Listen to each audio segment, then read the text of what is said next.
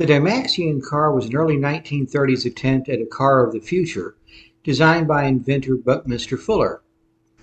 What resulted was a very radical design compared to the cars of that period.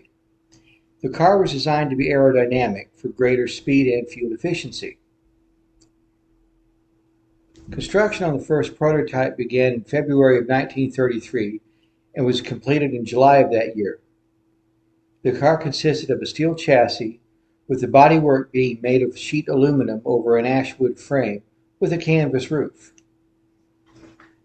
It was a front-wheel driven three-wheel design, with the third wheel at the rear to be used for steering.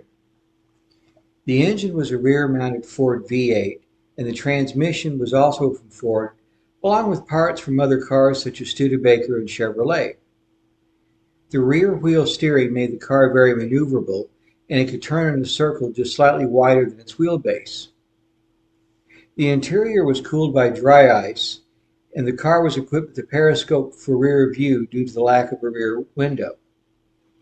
Fuller claimed that the car had a top speed of 120 miles per hour and a fuel economy of 36 miles per gallon.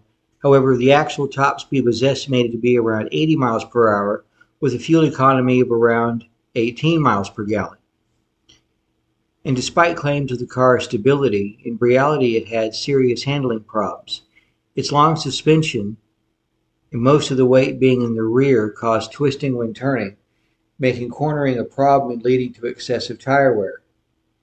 It was prone to turning into the wind in high winds, as well as steering problems and lift at the rear of the car.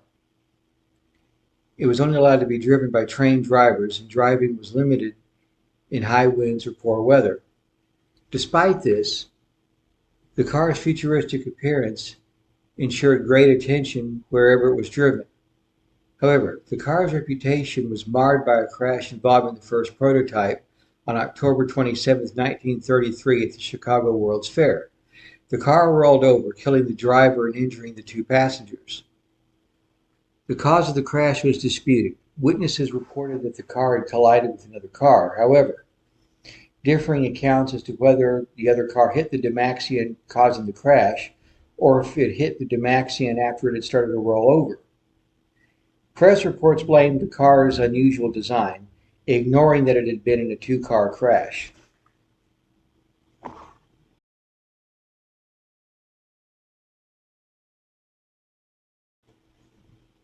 The car was later repaired, and two other prototypes were built.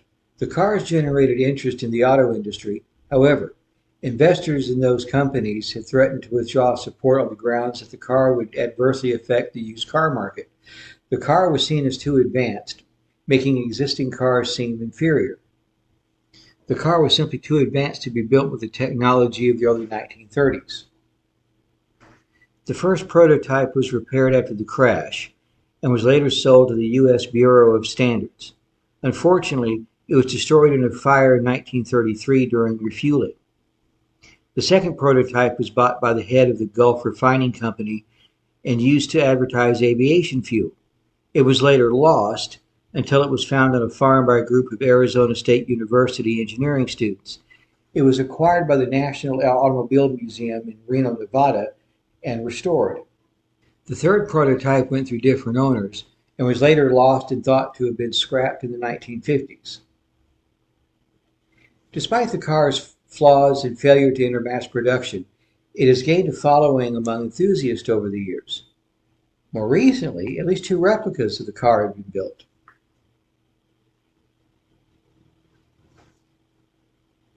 Thanks for watching, and if you like this video, please hit like and subscribe. And remember, when the future was cool,